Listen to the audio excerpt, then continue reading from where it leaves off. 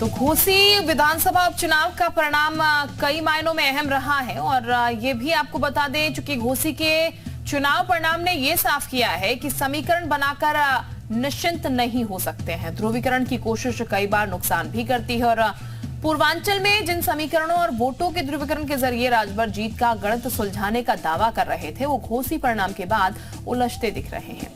घोसी के परिणाम के बाद सियासी गलियारों में ये सवाल उठने लगे हैं कि पूर्वांचल का चाणक्य अब कौन है, ओपी राजभर या शिवपाल यादव।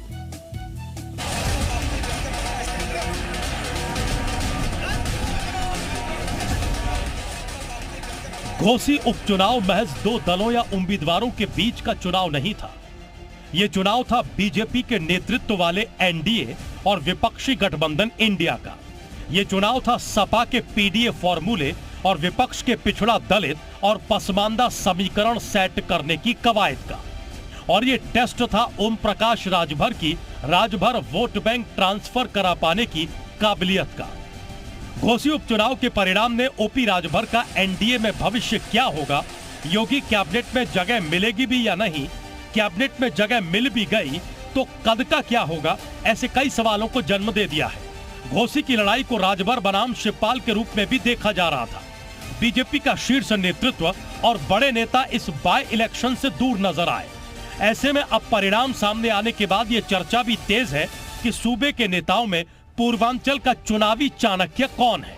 सियासी जानकारों का मानना है कि घोसी उपचुनाव के परिणाम से सपा में शिवपाल मजबूत हुए हैं, वहीं राजभर एनडीए में कमजोर हो गए हैं। दूसरी तरफ घोसी उपचुनाव के बाद शिवपाल यादव पूर्वांचल की सियासत में सपा के नए रणनीतिकार बनकर उभरे हैं। शिवपाल यादव एक लंबे समय से उत्तर प्रदेश की राजनीति में तपे तपाए हैं। ओम प्रकाश राजभर को बहुत कुछ अभी हासिल करना है और मुझे लगता है कि जो माहौल था उसमें ओम प्रकाश राजभर के लिए ज़्यादा कुछ करने की गुंजाइश नहीं थी, क्योंकि वहाँ तो एक ऐसा मुद्दा चुनाव में था जो दल बदल वाला था कि कोई नेता बार बार दल बदल करता है तो हम उसको वोट नहीं देंगे। घोसी वैसे भी बहुत इंपॉर्टेंट था, सपा को उससे बेनिफिट हुआ। ओम प्रकाश राजभर को नुकसान दिखाई देता है, लेकिन मेरा ऐसा मानना है कि एनडीए गठबंधन का जो कैंडिडेट था वो कैंडिडेट हार गया और उसका इम्पैक्ट बहुत ज्यादा ओम प्रकाश राजभर पे नहीं आएगा।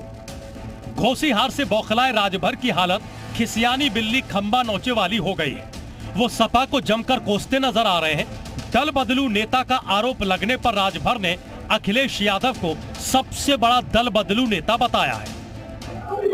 भारतीय समाज पार्टी की बढ़ती हुई ताकत, पिछड़ों को हक दिलाने की जो लड़ाई है, एक तरफ समाजवादी पार्टी पिछड़ों का हक लूटने का काम करती है, दलितों का हक मारने का काम करती है, और भारतीय समाज पार्टी पिछड़ों को हक दिलाने की लड़ाई लड़ रही है। ये बात समाजवादी पार्टी के नेता उनके समर्थकों को बुरा लग रहा है। शिवपाल यादव जी ने ही कहा था कि 2014, 2017, 2019, 2022 में जो हश्र हुआ है समाजवादी पार्टी का, इसके बाद फिर अब कभी भी वो सत्ता की तरफ नहीं आ सकते हैं, ऐसा ट्वीट शिवपाल जी ने किया है। लोकसभा चुनाव में पूर्वांचल हमेशा किंग मेकर की भूमिका में रहा है। घोसी उपचुनाव के नतीजे ने बीजेपी के लिए खतरे का अलार्म बजा दिया है। ऐसे में अब लोकसभा चुनाव को लेकर पार्टी को पूर्वांचल में अपनी रणनीति में बदलाव करना होगा।